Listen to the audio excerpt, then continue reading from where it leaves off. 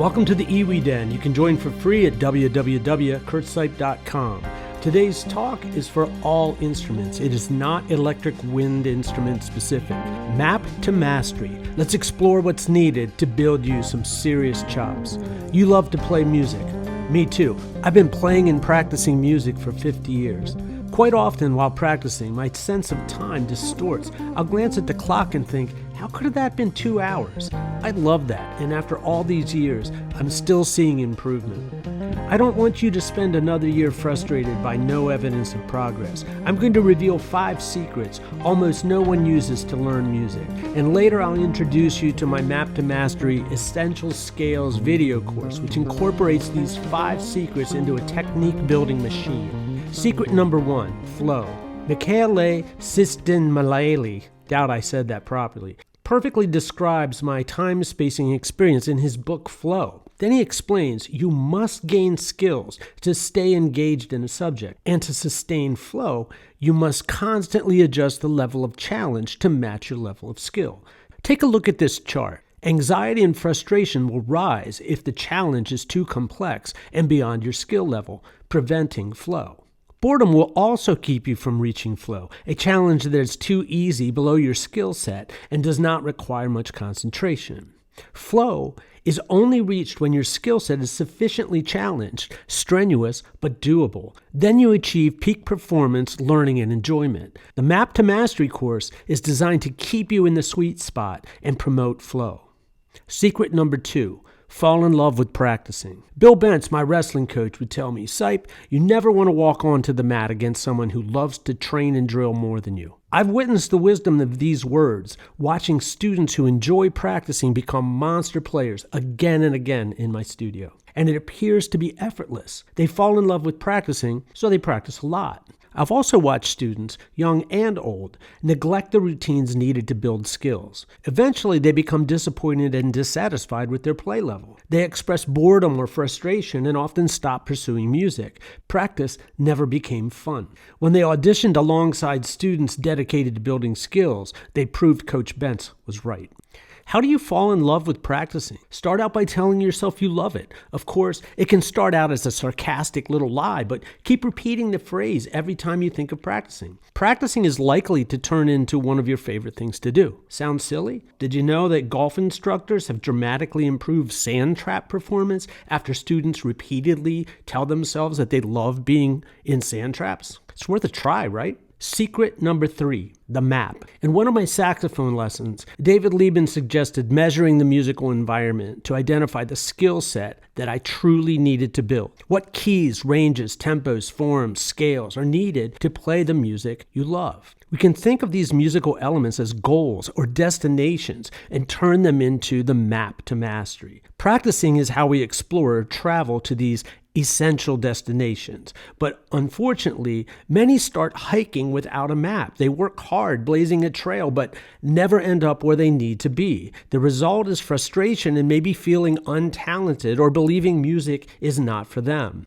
Had they taken the time to make a plan, they could have taken a path straight to the skills they needed and arrived sooner with more enjoyment and less effort.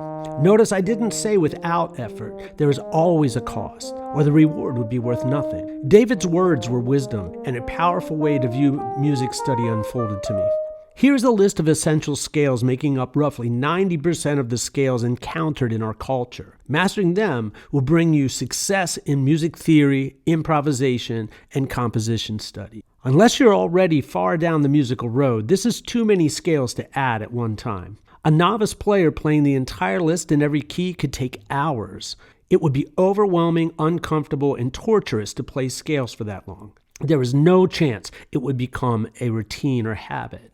Breaking this list into doable doses is the main focus of the Map to Mastery course, and a big step towards gaining relevant knowledge. Secret number 4, the power of 10 minutes. Funny, I've listened to musicians say they don't want to spend all of their time practicing scales, and then I suggest a 10-minute routine and they doubt that it will work. So let me prove that 10 minutes is sufficient to learn all the above vocabulary and turn it into a technique-building machine. Why 10 minutes? The average attention span peaks in 9 to 12 minutes.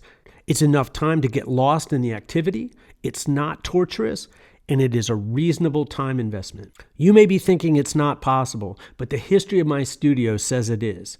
No BS here. I've been using this system in my studio since 1985 and continue to use it in my practice routines to work new vocabulary into my playing.